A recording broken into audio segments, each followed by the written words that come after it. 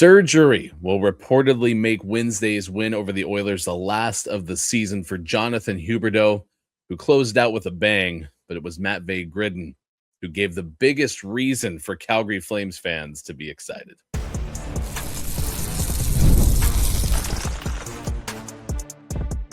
You're Locked On Flames, your daily podcast on the Calgary Flames. Part of the Locked On Podcast Network, your team every day.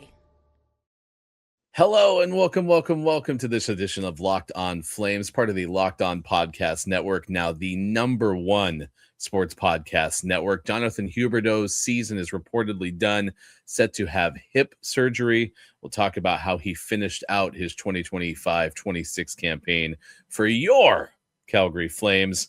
Matvei Gridin, though, big in that win against the Edmonton Oilers. A lot of good things for Calgary to go into the Olympic break. We'll also talk to the Red Mile Rundown host, John Easthope, about his Flames perspective from the first half of the season. And then the Dredge ahead, as we do on Thursdays, looking at the next 5 games for Calgary, which will be a while because of the Olympic break that gives the players a good amount of time off. My name is Ryan G. I'm a lifelong play-by-play broadcaster based in the Pacific Northwest and a decades-long Flames fan, watching about 40-plus Flames games a year prior to getting into the Locked On Flames hosting seat, as Peter Marr is a big reason for me being a Calgary Flames fan. Yeah, baby, a win over the Edmonton Oilers for the Calgary Flames. It was epic. 4-3 win. Calgary sees Jonathan Huberdeau scoring the first goal of the game, and Calgary ended up building a 3-1 lead. Oilers tie it up, and Calgary gets the game winner from Ryan Lomberg in the third period. But according to Elliotte Friedman, it is the final game for Jonathan Huberdeau as his season comes to a close. It is hip surgery reportedly on the horizon for Huberdeau, something that's been bugging him for a little bit of time, having hip surgery, missing the rest of the season, according to Elliotte Friedman. And that's a big bummer in the sense that Calgary is going to lose a guy who plays a lot of minutes for them. However, it may also explain a lot if you've been in the camp of Huberdeau needing to do more. And certainly with the $10.5 million contract annually, needed to do more, have more production for Calgary, as he's put up now 10 goals, 25 points in the 50 games that he's played this season. It turns out that he will not play another game this year for the Flames. And you always expect more from guys who have those big contracts, certainly, but you look at also the totality of Huberdeau's career. 50 games is going to be his lowest amount since the 2016-17 season, when he put in 31 with then Florida, and that was about 5 years or so into his tenure as an NHLer. So it's not a huge blow to Calgary. It's also possibly the best for Huberdeau, because if you're playing when you're not healthy, that's a challenge in and of itself. But Calgary fans are expecting more from Huberdeau. We've talked about it prior on this show, that even his current contract is argued as the worst contract in all of the NHL, according to The Athletic. And that is real.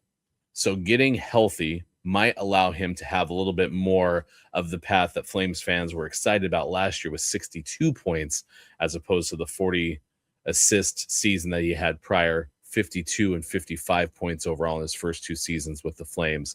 That's my wish, certainly, for Jonathan Huberdeau, because Calgary is going to need to have him in order to be successful with this rebuild, because of the amount of money that he is owed.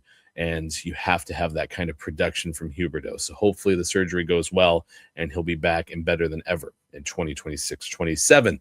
The head coach, Ryan Huska, talked to NHL Flames on X about Calgary taking the season series in the Battle of Alberta. He played well again. Like, he's been consistent with his game since he's been up this time, and he's added something offensive that I don't think we really have a lot of. Like, even his goal, when you look at it, he picked that up off his foot, and he's basically full stride, and then to shoot the puck the way he did in that situation's a talented play. Yeah, it's the Battle of Alberta, best rivalry in hockey. So, no, it's always easy to get up for this ones, and obviously love scoring on them and watching them lose. Huska's comments specifically about Matvei Gridin, who is now got full spotlight on him, the 19-year-old who now has another goal, his third career tally, and his second in 3 games. Very exciting for the Flames, and he was on that Huberdeau Morgan Frost line. Maybe some magic brewing there, especially with Morgan Frost. And then that second voice was Ryan Lomberg talking about the go-ahead goal as Calgary scored at 6:44 left in the third period. Huberdeau had a goal. You had Nazem Kadri, you had Mackenzie Weegar, and Zach Whitecloud, each with 2 assists apiece. It was a pretty solid performance from Calgary. But I have to give some credit to TL10 on Reddit, because this was my first thought when I heard Devin Cooley speak after signing his 2-year contract extension. Is this guy is a sound bite in a goalie. And TL10 on Reddit says, protect this man from media coaching at all costs. And we play this clip of Devin Cooley talking to NHL Flames on X, plus more of the Flames feedback after the win against the Edmonton Oilers. Well, I honestly had no idea I even got it. And then they said my name, and I was like, oh, sick. And then I was rooting for Gritty. I was like, dude, you have to score a hat trick, because then if you score a hat trick, then you get to take a picture with the pucks. And I was like, then I get to be in the picture. You got to put me in the picture, because all the guys who get an assist, get to go in the picture. I think. I don't know, but I would have been in the picture either way. Our special teams was huge. Obviously, they got one on the power play, but the penalty kill came up with a big stop at the end, and our power play was really good tonight. Obviously, Cools as well. Made some big timely saves for us. Well, the goal, that's the big goal for us, because we just gave one up, right? And we come right back, and you go right to the front of the net, you get rewarded. So it was nice to see Ryan score, for sure. That's Cooley talking about stopping 36 shots, but more importantly, he was specifically saying he got an assist for that first goal to Huberdeau that ends up giving Calgary the 1-0 lead right off the rip, and then starts talking about this picture that he wanted to be in. If there was a hat trick, is there a hat trick? Beg your pardon, not on the Hubie goal, on the Gridin goal, which, again, that goes back to why Huska's talking about him. Pretty impressive how much he's had an impact on this Flames team in a short amount of time. By the way, Flames roster update announced by the team shortly after the game that Hunter Brustevich and Gridin will both be back in the AHL during the Olympic break for, again, more development so they can play with the Wranglers. There's one more soundbite I want to play, and this is from Leon Draisaitl. This is from the Edmonton Oilers official page on X, because you can hear the frustration mounting as Edmonton not only loses the Battle of Alberta, but they go into the Olympic break as well, not playing their best hockey. Yeah, absolutely. Like, we're, just not consistent enough, and just this league's too hard, to just like lollygag through games and try to get winning streaks going, and you need everybody. It starts with coaches. Like, everybody. Like, you're never going to win if you have 4 or 5 guys going. And it starts at the top. We can be better. Our leaders can be better. And, we'll take the break and regroup. Do you think that's... I think that was worth playing for Flames fans, just to hear how frustrating Edmonton's experience has been as, again, a team that's competing for a Pacific Division title, and Calgary has now beaten them and has won the Battle of Alberta for the season 3 out of 4 times this year. Draisaitl, for what it's worth, moved into 4th place on Edmonton's career points list. He had 2 goals in that matchup with Calgary. He surpasses Mark Messier for that title. When we come back, we'll talk to one of the hosts of the Red Mile Rundown podcast, John Easthope. We'll get some perspective on his take on the 2025-26 Calgary Flames. That's when this edition of Locked On Flames rolls on. If you've ever hired someone who looked good on paper but wasn't the right fit, you know how important that is.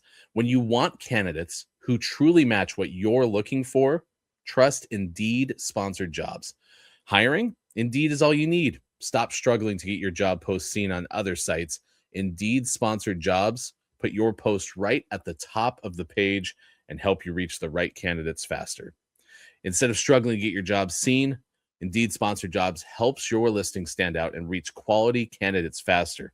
Sponsored jobs boost your posts to the people who are the best match for your role, and that makes a real difference. According to Indeed data, sponsored jobs posted directly on Indeed are 90% more likely to report a hire than non-sponsored jobs. Spend more time interviewing candidates who check all your boxes with less stress, less time, and more results using Indeed sponsored jobs. Listeners of this show get a $75 sponsored job credit to help give your job the premium placement it deserves at Indeed.com/locked on. Just go to Indeed.com/locked on right now and support the show by saying you heard about Indeed on this podcast. Terms and conditions apply. Thank you for making Locked On Flames your first listen every single day, and you can become part of the Everydayer Club. Head to lockedonflames.supercast.com to learn more. We are stoked to have Red Mile Rundown podcast John Easthope with us to talk Flames, especially on the heels of Calgary winning 3 out of 4 against the Edmonton Oilers. I term them, John, as an entertaining but also incredibly frustrating team because of games like they put out Wednesday against the Oilers. What were your reactions to the Edmonton game? Yeah, that's a great way to put it. That game last night was tremendous, though. When they're engaged like that and they got the emotion like that, it's such a fun team to watch. You get guys like Gridin showing up and Perret putting in some efforts there. And I think Mackenzie Weegar had one of his better games last night. We've seen this season he's been struggling for sure. It's nice to see Huberdeau scoring a goal. Kadri looked engaged. When you get your guys going like that and they're playing well, they might not be the most skilled group, but they're definitely going to work hard and give you a nice, honest effort. Great game last night from the guys. You brought up Gridin, and so I'm going to put on my team tank hat, right, and try to find more first-round picks, especially picks that the Flames have never had before in that top 3. That's what Team Tank wants. 4 points in 5 games for Gridin. So how does he represent the Flames prospect pool as a whole in terms of giving fans future hope? Well, you see what he brings to the lineup, right? You see the energy he brings. You see the willingness to work hard. You see that not every guy that you're going to draft is going to explode onto the scene, but when given opportunities, guys like Gridin are going to take those opportunities. He shows that he's able to be a light at the end of the tunnel, per se, for these guys. And when you're that young and you're playing that well, it gives fans hope that they want more of these type of guys, right? So Gridin is exactly what the Flames need right now, is a guy who has all the energy in the world, a guy who's going to show you that he's willing to put in the effort and the work. And whether he's getting 12 minutes a night or 18 minutes a night, the guy's putting in the effort. Like, the goal last night was just all Matvei Gridin. That's what he does. Finds the open spot, has a great release, great shot. So this is awesome. And a later round, first round pick. So it's not all about the top 3 picks if your team tank. You got to make sure you have those other picks as well, because those guys are going to come through. Like Matt Coronado's another example of that. Guys that are picked a little bit later, but still spot on for your team, and Gridin fits in well. Okay, so then you're going to tell me, are you part of the team tank mentality? Where do you sit in the spectrum of how Calgary should be rebuilding? I love this conversation because I'm not team tank and I'm not team playoffs. I'm team realistic. What's the opportunity in front of the Flames right now? What should they be doing right now? So based off what we've seen is these 30-plus old players have not got the job done. And then we see these kids come in the lineup and they're getting the job done. So the Flames have a weird mix of old guys and new guys. So realistically, the Flames are not a great hockey team. Let's be honest about things. They're just not great. They don't have the depth. They're not scoring goals. If they don't defend well, they're going to give up a bucket of goals too. So realistically, the opportunity in front of the Flames now is to take advantage of having these 30-year-old players. Kadri, Coleman, these guys are going to be wanted on the market by teams who are looking to be Stanley Cup contenders. And that's also going to open the door for these younger kids to play. All these younger kids are going to play. They're going to make the mistakes. We see that with Hunter Brzustevich when he first got in the league. Yeah, and Kuznetsov with a little bit slow start. So realistically, where are the Flames in their arc of trying to win versus trying to rebuild? Well, they're at the bottom here, and they have an opportunity in front of them. So I guess my mentality is a little bit more team tank right now, because the opportunity right now for the Flames is finish a little bit lower, get that top end pick. But realistically, that's exactly what the Flames should be doing anyways, because that's kind of where they are as a hockey team. This isn't a fluke that they're in the bottom 5 of the league. It really isn't. I think last year was more of the anomaly of this team and this organization, and it was a great season last year. They all worked hard and almost made it. But this is kind of what they are, though. Like, it's time to reset it. So that's kind of where I'm at here. You mentioned Nazem Kadri, and then there's Blake Coleman, who is likely to be back after the Olympic break. Mm-hmm. I'm going to put you in Craig Conroy's seat and say you only can deal one. Which of those two would you want to keep because of whatever he would bring to the Flames in 2026, 27, et cetera? I would keep Coleman. I'd keep him because of his attitude. And this is not a disrespect to Nazem Kadri. When things aren't going well, Nazem likes to sink the shoulders. He'll give the half efforts. You don't see that out of Blake Coleman. This guy is everything you want. He's a winner. He's a leader. He loves it in Calgary. He's a guy you play with Michael Backlund, and he helps young kids come along. So I think that overall Blake Coleman is a better player longer term. He's also younger than Kadri, cheaper than Kadri. And I think that the market for Nazem Kadri out there might be bigger because of the position that he plays and what he can bring to a Stanley Cup winning team, a guy who's been there and won as well. But if you're asking me who I'm keeping, I'd rather keep Blake Coleman. Yeah, there's just something about Blake that also would then make him valuable on the trade market, right? Absolutely. Because of all those intangibles that he brings. And that's why they're both out there, yeah. Yeah, I'd love to still see him stay with Calgary, certainly, especially going into this new era with younger players. John Easthope of Red Mile Rundown podcast joining us on Locked On Flames. You were the one who gave me the heads up on the Jonathan Huberdeau news. How does that sit with you as we talk? It explains a lot, I think. Explains why Huberdeau hasn't been skating hard, why he can't move as well as we think he can move. And it's unfortunate as well at the same time because you want Huberdeau to be successful. You want him to be part of the organization and the answer to the struggling problems. This guy was a premium passer in the league for years and years and just been struggling since he's been in Calgary. So it explains kind of his struggles this last little while in season. It's unfortunate for the player, but now it's a chance for him to step away while the team's struggling here at the end. A chance for him to regroup himself and maybe have a really banger of an off season come in next year, refreshed and ready to go, and be a leader. This team's going to need some leaders next year if they're going to be trading off the Kadris and etc. They're going to need some leaders, and that should be Jonathan Huberdeau at $10.5 million. It should be more than providing points. It should be a lot of leadership, a lot of off-ice stuff as well. So it's unfortunate for the player, but it might be a blessing in disguise longer term if you're looking at it that way. I share my Flames origin story as a play-by-play broadcaster. The person who sucked me into this world was Peter Marr at the helm of the radio broadcast for Calgary, awesome. And he was my soundtrack for the 2004 Stanley Cup run. I'm curious, what is your Flames origin story? Why does this team matter to you? Blame my grandpa. Grandpa always had the Flames on. My dad always had the Flames on. I have an older brother about a decade older than I am. He always had the Flames on. So in my house, it was all Flames all the time during the hockey season. Ed Whalen was the first guy I remember listening to on the old 2 and 7 on the TV there when they used to broadcast the odd Flames game, the San Jose loss or win of 13-1. I watched that as a kid.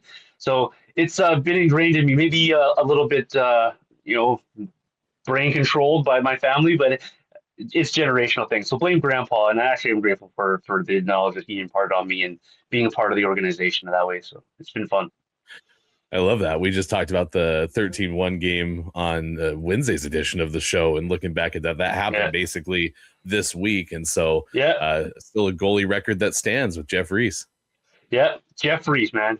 It's amazing, like the players as a kid that you love. Jeff Reese is the name that comes to mind for me of a kid. I don't know why. You just love these guys for just no reason because you're 8 years old, right? And you just winning hockey games for your favorite teams. That's funny. That's really cool. Red Mile Rundown podcast is with you and Robert Munich. Describe what folks get when they tune into your show. Well, they get a lot of Robert because that guy is knowledgeable as heck. That guy, he knows his number. He does his research. So he brings a very analytical view of the team to the broadcast. He keeps me honest in my thing. I'm a very eye test guy first. I love my eye test. And then I always try to back it up with some numbers. It doesn't always work that way for myself, but it's a really good conversation, and we try to be honest, right? If it needs to be positive, it's going to be positive. Like this last week episode we found the positives in this season of why this was actually a good season for some of these Calgary Flames. And if we need to call them out, we'll call them out. We love to go on rants every once in a while, so they're going to get that side of us as well. We're just two fans who love to dive into the hockey game, into the hockey team, explain what we're seeing, and if we agree on a lot of things, but if we disagree, it's a really good conversation of why we disagree on a topic. And, just a great place to go for your Flames content, of course, as well, alongside your podcast. It's definitely a must listen to for all Flames fans. Like, we're just two guys trying to be honest about the team. Well, we appreciate getting a chance to catch up with you. Red Mile Rundown on X is how you can keep track of John and Robert. And we'll certainly have you back. John Easthope, thank you so much for taking time for us on Locked On Flames. Hey, thanks, Ryan. It was my pleasure. Stick around. We'll have the Dredge ahead, a look at the next 5 games with Calgary, especially because they're a ways away. Olympic break is on tap. We'll do that next on this edition of Locked On Flames.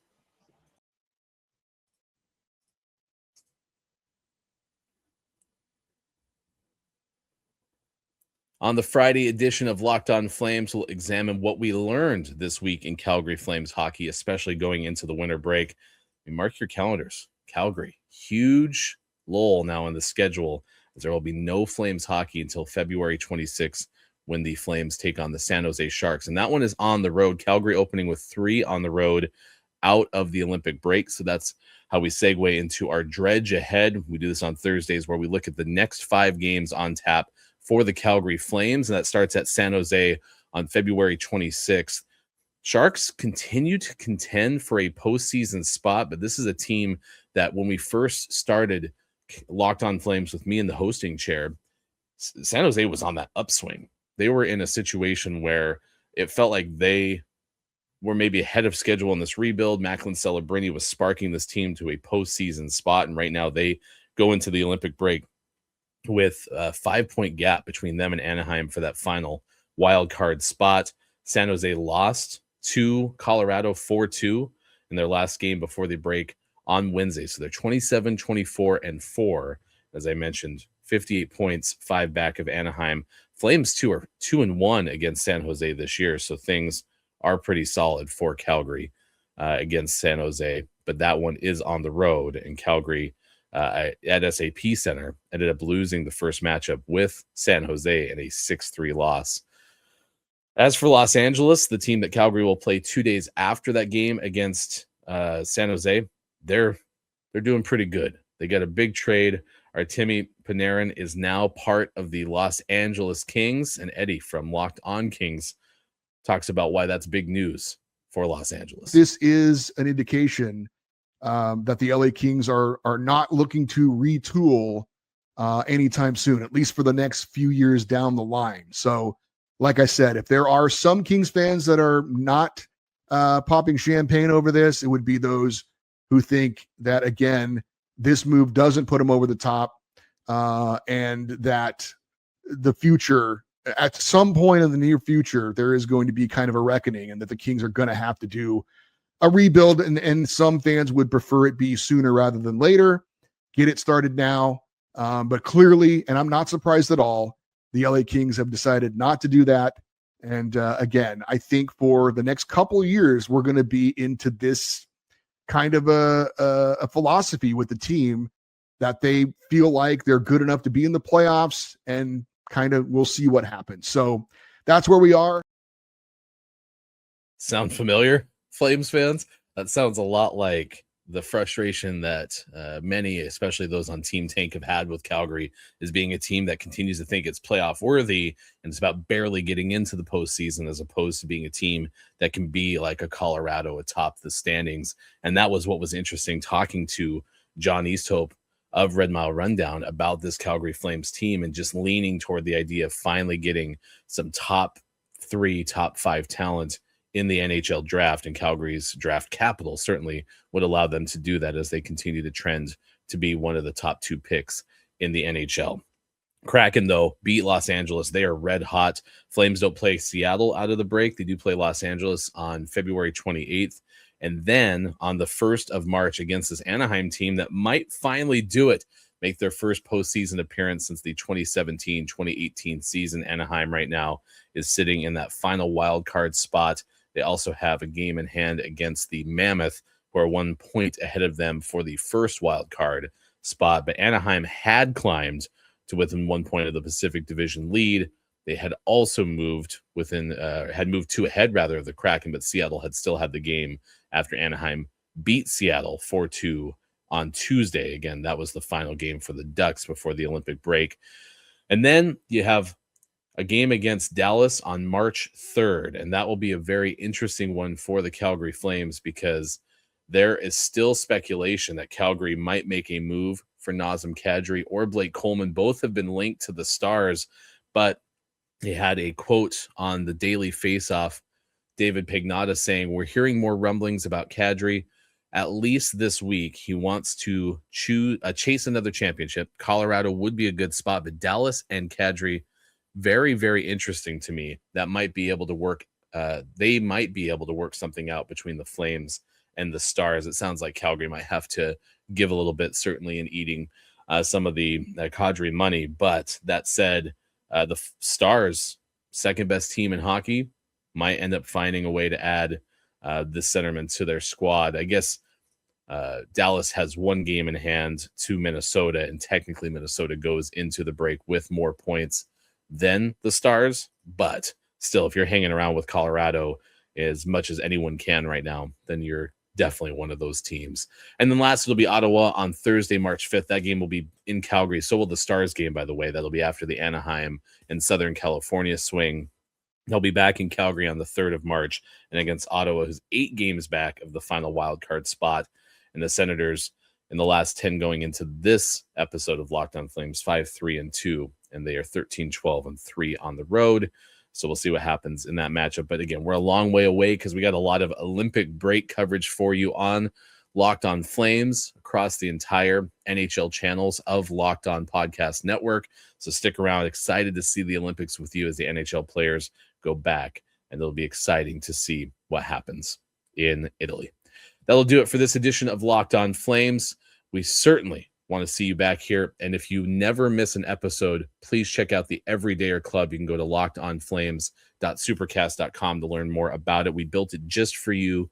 If you never miss a show, members only Discord access, an ad-free podcast feed of Locked On Flames. And please subscribe, follow, share it with a friend as we continue to try to get to 700 subscribers on YouTube. We certainly appreciate that.